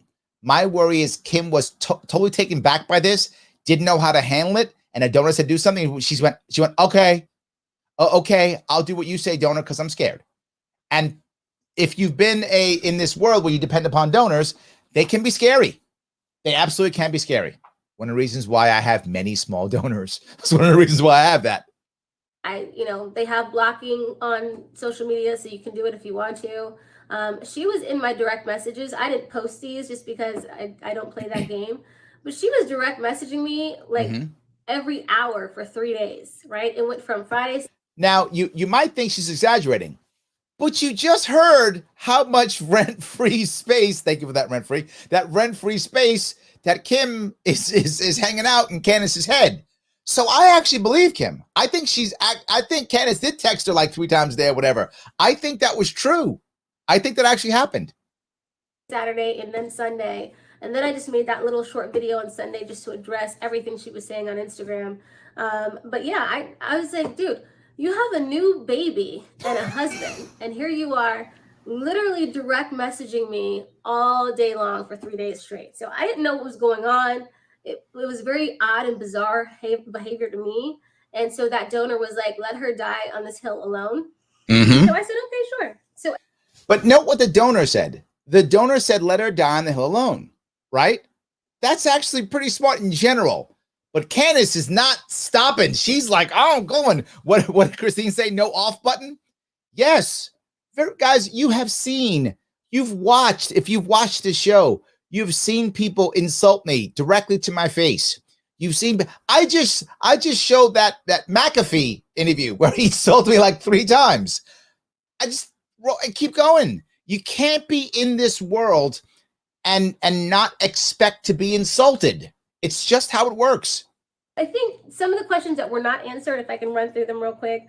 Fox and Lion LLC, like I said, Jesse's going to explain to you how much canvassing costs. A lot of people don't know how much campaigning costs. And a lot of this, yes, I think that's what we see in the story. There are a lot of people ignorant to what it takes to run for office. Yes. And so I don't expect everybody to know, right? Like if you're a plumber, I don't know how to do any plumbing.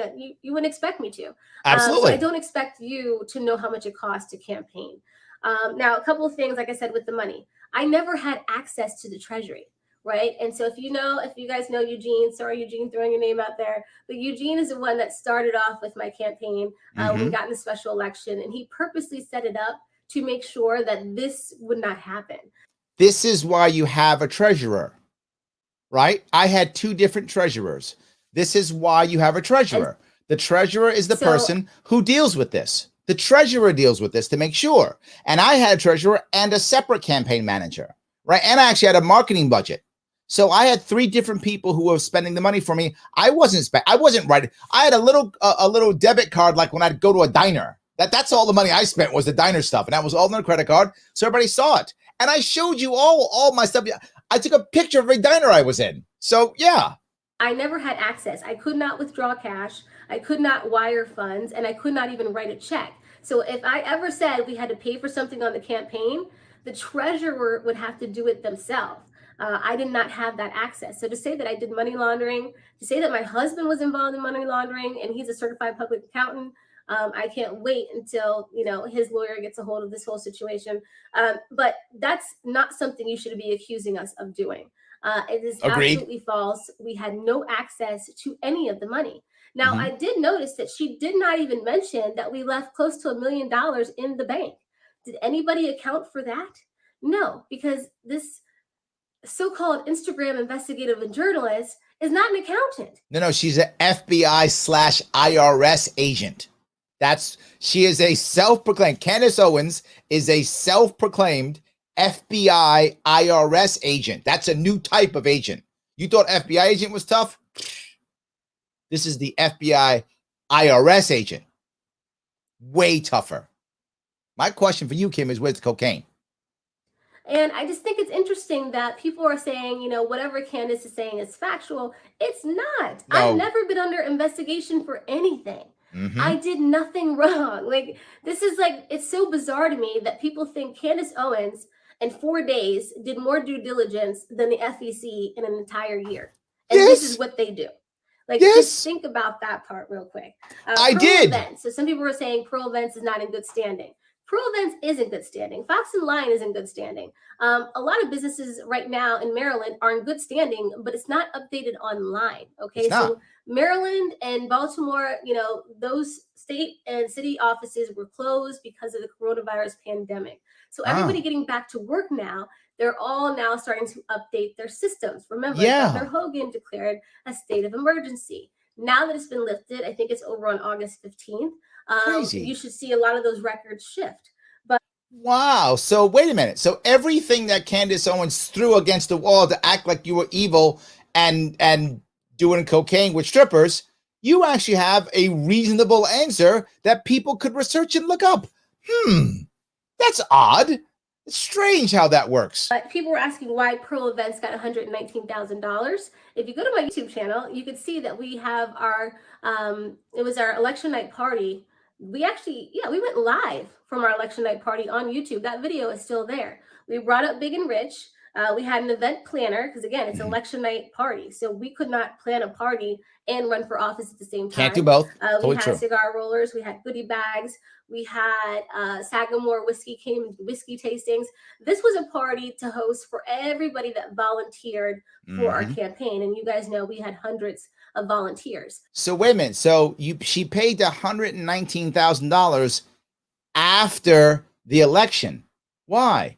It was an election night party. Crazy how that happens. Crazy. So we wanted to make sure that we treated them right. They spent a lot of their time and effort trying to help me win the race. So yes, I don't take that back. I would still pay that much amount of money for the election night party. We had amazing people that worked on our campaign, and I wanted to treat them the best that I could. And I do not regret it. I would not take it back, and I would do it again. So that's that on that. I'm sorry, this is just so crazy to me. Human trafficking we're accused of. Really, human trafficking. So, the lawyers don't want us to get into everything, but I was never a madam. Are you kidding me? Some of these things, you listen to this Instagram live. Now, I want to be clear. Is it a good look if she dated and married the strip club manager? No, it's not a good look. That's true. But who am I to judge? Maybe they were in love. Maybe they weren't, and he just thought she was hot, or she thought he was hot. Maybe, I don't know. But who am I to judge? How do I know what they were thinking? How do I know whether or not they were in love or not? It is a bad look, absolutely. But it doesn't mean it's shady, and it doesn't mean it's criminal. It just means it's a bad look. That's true. It's a bad look to be. It's a bad look to date your boss. It's a bad look. That's all. Story, and it's really. Really, everything that I do is uploaded everywhere. We even have, if you go to my YouTube channel, you guys probably remember the YouTube series Unbought and Unbossed. I was hooked up to a microphone the last 30 days of my campaign. So I was always mic'd up, and I had a camera crew with me the entire time. But now I'm some kind of like drug addict that's going around and hanging out in the strip club and taking campaign money and doing it. Yes, that's actually the what she's saying. That is the most wildest and outlandish story I've ever heard. Mind you, all the clubs were closed during my campaign. Again, look at that. They were COVID. on lockdown. Like, it makes zero sense. The pictures that were posted that I see like floating all around, you can find them on my Facebook and on my Instagram. That's where people are taking them from. I don't hide. So all the photos that she found, the FBI IRS agent, she found on her open social media. Wow, you were digging deep. Yes, it's crazy. It is crazy. Let me grab a couple of your comments here. I love this. Let's see here.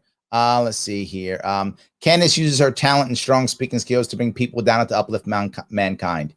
Yeah, again, I'll go back to Torrance's point. She's not wrong. She's just mean. She's mean. John says, Larry, please go back on Joe Rogan. I will. My book's coming out next month. Hopefully he'll put me back on. We'll do a book tour. Absolutely. She looks amazing for almost 46-30. She does look good. Yep, absolutely. She does. It's true. Paula says, Kim's a lot more likable. That's true. She is. She's definitely more likable. That's true. Absolutely. Yes. Paula says, this show is worth every penny of my husband's Patreon donation. Thank you for that. And now, thank you for bringing it up. Now, I'm a grifter for a couple seconds here. Guys, like, comment, and share. If this is good, you like it, please like, comment, and share. It does matter. And you know what you can also do? You can support my sponsors. Head over to the World's Smallest Political Quiz. It is right there. Click that link. Take the World's Smallest Political Quiz and then share it. That keeps my sponsors happy. My sponsors who paid my team so I can keep doing this, so I can do research without me having to do it, unlike Candace Owens. And so I can find things like this and they can email me stuff. My team told me about this. Right? These are the people who tell me about this. Posting all the little clips you see Sharpe way clips. If you click the link tree, all the stuff we're doing, TikToks, all that stuff, that's my team putting it all together. That's important. You take this quiz, my donors are happy. They keep giving me cash, and I don't have to get yelled at by Candace Owens. So please do that. If you want to go further, like Paula has done, patreon.com/sharpeway. Every little bit counts. And I like a whole bunch of little drips because I don't want to be beholden to any individual donor, like Kim sadly sometimes might be. I don't want to be that person. So the more of you who throw $10 my way, the less beholden I am to an individual, the more I'm beholden to all of you, which is far more important, and who I want to be beholden to. That I actually want to. So I hope that was helpful. Thank you for saying that, Paul. I appreciate that. Absolutely. So I'm going to see if I can do this. Candace wanted to be a bully, and if she doesn't get proof, then she will get sued. Maybe. That might be true. Yes. Christine says, this is publicity for Kim. I didn't know who she was before this. I agree, Christine. I think in the long run, Kim is going to look much better than Candace in this one. Candace should have walked away from this. She just walked, said, up, I'm done, I'm out. She actually made Kim look better, and she made herself look worse. I think that's true. Yes. Karen says, this is definitely the longest any podcast has ever kept my interest. Thank you. I'm winning, Karen. Thank you. As a treasurer, I'm just aghast, honestly. Yeah. Yes. Jonna says, you know who's winning the war on drugs? Kim Klacik. There we go. Cocaine and apparently strippers for the win. I'm in. I love that. It's awesome. Very good. All right, let me keep going down here. My pictures. It's me. This is my life, and I'm fine with it. So again, this is she's fine that she was a stripper. I'm fine with it too. The private plane, you can also see it on my YouTube channel. I actually went down to Georgia when President Trump introduced the Platinum Plan rollout.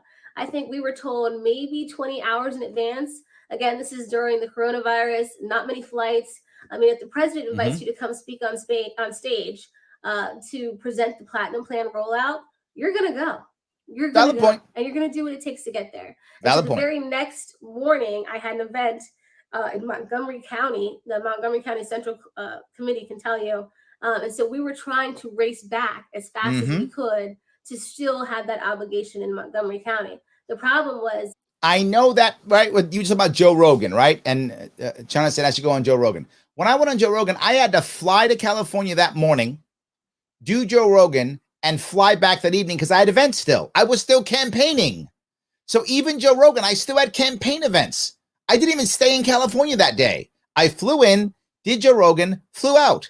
When I did Glenn Beck, I flew into Austin and then flew out. Oh, Dallas? No, Austin.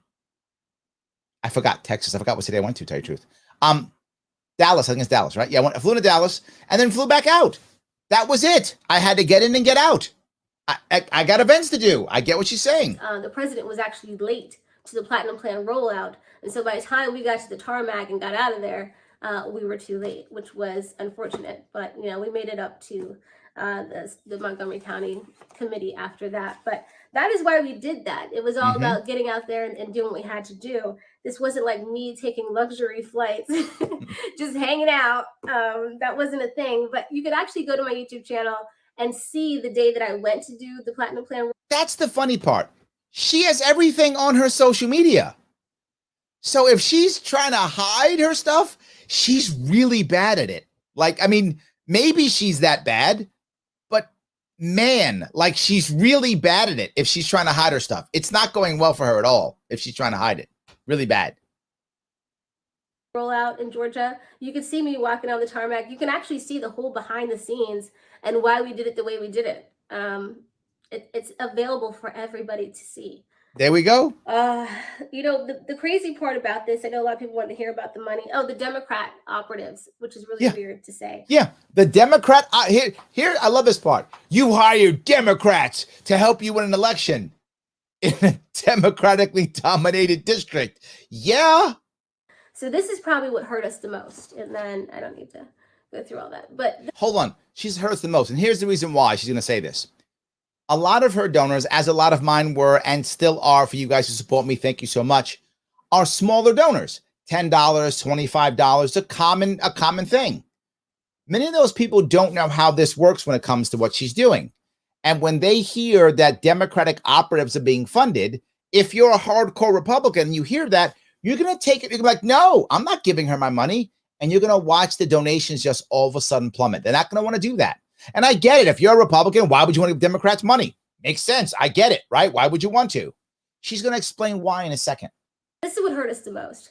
We had Democrats in Maryland's District 7, especially in Baltimore, willing to help us with our campaign to target Democrat voters. When you're running in a Democrat district, you have to target Democrats to flip that district. Yes. If I didn't target Democrats, if I didn't try to flip the Democrat votes, then you could call me a fraud. Yes. If she was just taking your money and not trying to impact as best she could, if she was just taking your money and not trying to actually win, that's a fraud.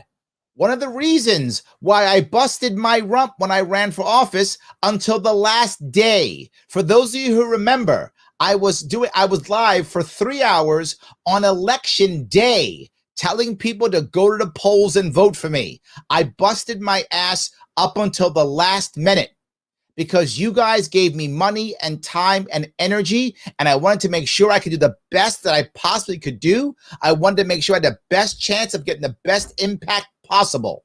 And I still haven't stopped, and I'm still doing it now. And she wants to also, she wants to give her, look, I wish she wasn't a Republican. I wish she was a libertarian instead. But fine, she's still in good faith, trying to give the Republicans what they want, and they want her to make impact and try to win. And she's hiring people to do so, as she should. Then clearly I'm not trying to win. You have to strategize, right? When you run a campaign, you have to know that you have to know basically flipping the district is going to take you messaging, reaching out, phone calls, canvassing in Democrat territory. If you don't do that, you're not going to win. And so we ran to win. And so it's interesting that a lot of people don't know that you do that. And that just shows you how many people in the GOP aren't really serious about flipping these districts. That's really what we uncovered here. The damage that's done is now those Democrats that were helping us, that she wanted to name in her Instagram live video, they're not going to help us now because they're probably afraid that this is going to happen again. So look at that. Candace Owens being so angry and being so upset and naming all these people. Now, if you want to flip a Democrat district, it's going to be harder because you might not be able to get the operatives who actually believe that their Democrat's a bad Democrat. So they would try to get someone else in because they know their Democrat's bad. And they would try to get someone else to take a Republican or maybe a Libertarian in there. Now we can't have them now. Thanks, Candace. Helped yourself out, though. Did really was basically take away a lot of the work and the progress that we made in District 7. That's the unfortunate part. You know, I have candidates in Red Renaissance, and we're trying to flip districts across the country, and a lot of them are in inner cities. And so now you see this thing come out that now Democrats can completely attack us. And I just feel bad for everybody else that's involved because, you know, those candidates don't deserve this. Yep. I don't deserve this. I don't know. I would agree. This was an unfair attack. Candace, if any of your people are watching, you should have walked away from this. You should have said your piece. You don't like Juneteenth. I got it. You should have said you don't like Juneteenth and then walked away. It's fine. You do something this whole time, let it go. But you had to double down. And then when Kim stood up because her people got mad at her, and when she defended herself, you brought down the hammer and you attacked her donors, which you attacked her exactly when she was weakest, in her donors. Why, you know, me saying in a tweet, you have a lack of engagement in the community would make her go above and beyond. I don't know. But because she's petty. That's why. I think, you know, a lot of the progress that we made has just been reeled back. When I blocked Candace, I got a phone call from a donor that said, please block her. She looks nuts. We actually share that donor, and he is pulling out support for her because of her antics this past. See that? Donors don't care about the individual personality of the person they're supporting. Donors care about the impact that they make. You are the same. Well, I'm sure many of you love me, and I love you back. If I just all of a sudden started saying, I'm the king of the world, you all must worship me, you'd all be like, I'm not watching that guy, he's a jerk. You'd all be taking your Patreons away. But if you're like, no, Larry's making impact, he's drawing people in, he's giving me good content, then you go, great, I'll keep giving Larry money. And that's what donors care about. You're a donor, so are those donors too. And they're saying, we support Candace because Candace makes impact. If Candace stops making impact, we stop supporting Candace. And if they think Kim is going to make impact, they'll start supporting Kim. They want to make impact. Last week. You can look it up if you want. There are Blexit chapters now being dissolved because she basically said that she doesn't want to support, you know, what she calls unwinnable districts. And a lot of those unwinnable districts are in predominantly Black areas. And so if your mission with Blexit was to flip, you know, Democrat voters in Black areas, what are you talking about? You know, this literally, what's the purpose of Blexit if you're basically saying, hey guys, don't donate to these candidates that are Blexiting, you know, or that would help these areas, you know, Blexit, as she says. So it makes no sense. And so you could see the chapters are dissolving. We're getting phone calls from people that work at, you know, Blexit chapters that now want to join our movement because they're saddened by the comments that were made by she and Corinne Tatum. Corinne Tatum, of course, is Officer Tatum's wife. So, of course, yes, because Officer Tatum is in that same camp as Candace Owens. They're in the same camp. But my point here being, I think in the long run, Candace made a mistake. I think she messed this up, and I think that's really my point. Let me grab a couple of comments if I could. So let's see here. Logic says, Candace is not the end-all, be-all. She lost herself when she debated Blair White. Oh, okay. There we go. Yes. James says, what's the term for when you hint or push at untrue things and it gets stuck in people's minds as being true? Lies. Paula says, proves Candace does not care about the party, just Candace. I don't know if that's true, to be forward with you. I don't know if I'm about to go that far. I don't know if that's true. What I do know is Candace does care about herself a lot, and she is very insecure.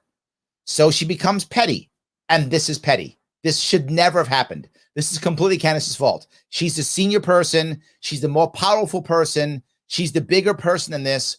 All she had to do was just say nothing, and this whole thing goes away. All she had to do was just say nothing. That was it. Whole thing goes away. So, yes. Saying that they don't think that people should help, you know, minority candidates in these areas that are deeply blue. That was probably really sad to see for a lot of people. Yes. And you know what? I'm so sorry that if you signed up for Blexit hoping to carry out that mission, that you see now that that's not what your founder intended at all. Yes. It's sad. I think that covers everything. There we go. I know a lot of people were saying, you know, why did you post a drug test? Yes. Again, I work with donors that are millionaires. See, the donors came after her. This actually worked, but didn't work. Candace attacked her in her donors. The donors got scared and were, whoa, you on drugs? And she was about to lose a bunch of her donors. So she had to submit to a drug test. Imagine how you would feel if it happened to you. Imagine how you would feel if it happened to you. Now, Republicans, libertarians doesn't matter. If someone says, Larry, you're on drugs, I'm like, yeah. And my people are like, yeah, I'm glad Larry's on drugs. It wouldn't matter. They wouldn't care. But she's a Republican. That matters to Republicans, right? And Candace knew that mattered to Republicans. Republicans care about that stuff. Libertarians, it's fine. We're mad if you're not on drugs. So this matters to them. And she knew that. And the donors called her and she got scared.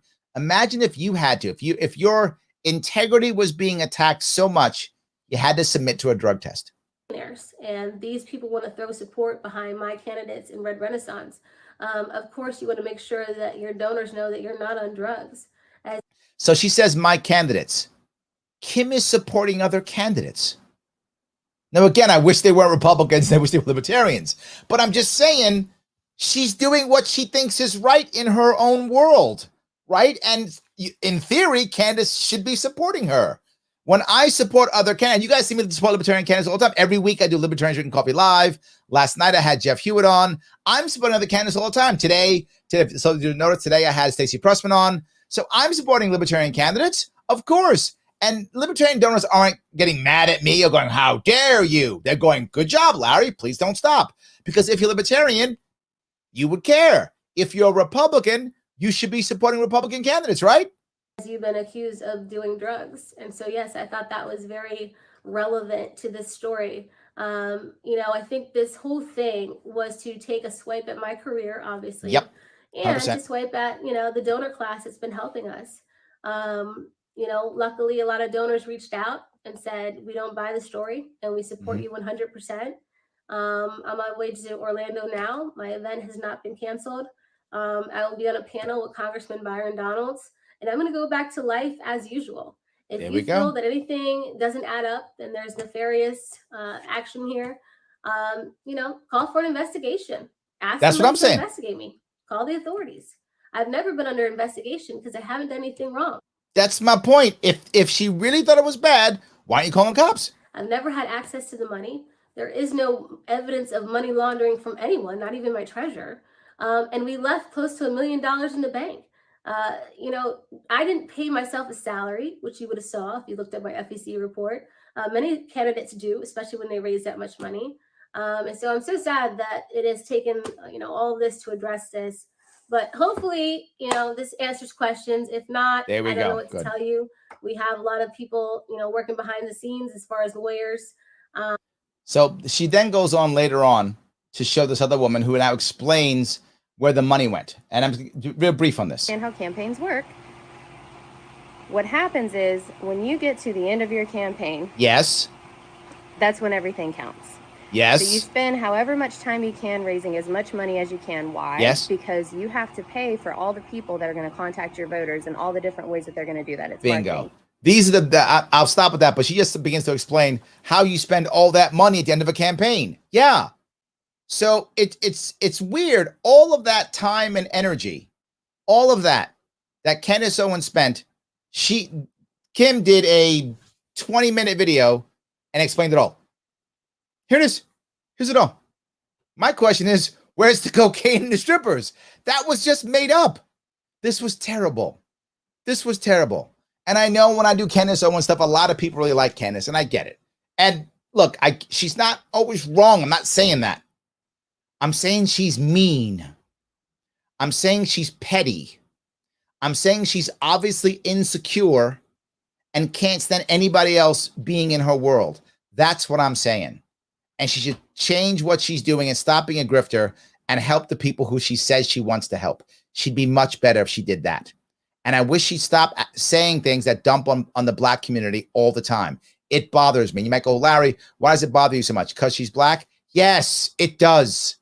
Yes, it does. It bothers me because that does. Yes. I say before, if you're Jewish and some popular Jewish person takes a dump on some Jewish tradition or Jewish, holiday, you wouldn't like it because you're Jewish and they're popular Jewish. Why are you dumping on my, you don't like Yom Kippur, just don't observe it and walk away. That is my issue. She should just, if you don't like Juneteenth, then don't celebrate it. Don't observe it. No worries. Or say something that you don't think is bad and walk away. Also fine.